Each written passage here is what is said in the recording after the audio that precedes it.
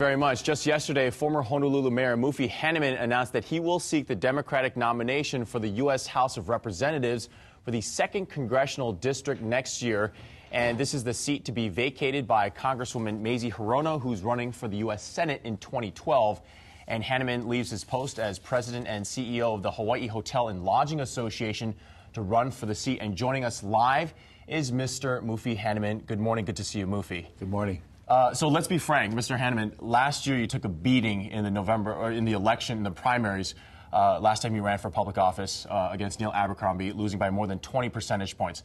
What makes you think that people will be supporting you now? We're just less than a year away or it was less than a year away. Well, first of all, I'm not leaving my position as the president and CEO of the Hawaii Hotel and Lodging Association. The board has asked me to stay, and I will honor that, and we'll just see how the campaign unfolds. Secondly, that was then, this is now. It's a very different time. According to the polls, we're doing very strong and very well. Many of the things that I talked about during the campaign are certainly showing up today at state government. Despite what happened then, we're in a very strong position, very competitive position.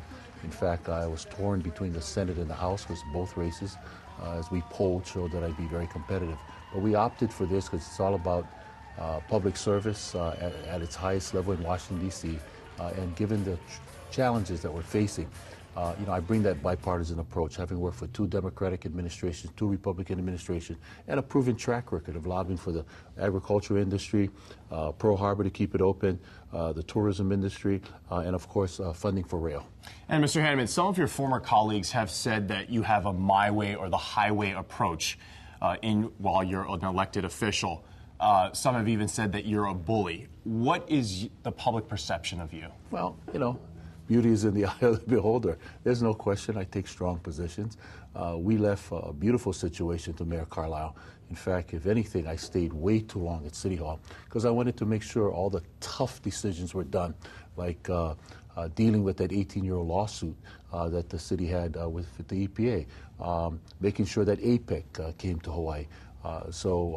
That's the way we'll do things. And in Congress, you're one of 435. I certainly have shown that I can bring Democrats and Republicans together and collaborate. So I'm a very principled person, but yet have shown the ability to compromise when it's in the interest of the people. And Mr. Hanneman, you mentioned a poll that you released yesterday showing that you are the front runner in this case, possible front runner. Using a sports analogy, do you think that this changes the way that you will run your campaign this year, that you don't have to be on the offensive, you don't have to be on 1st and 10, you don't have to be on the offensive, and perhaps take a different approach in your campaign this year? Well, what I like about the neighbor islands, and that's another reason why I opted for this race, I have a tremendous association, having worked and lived in the neighbor islands and so forth, is that it's a grassroots type of approach.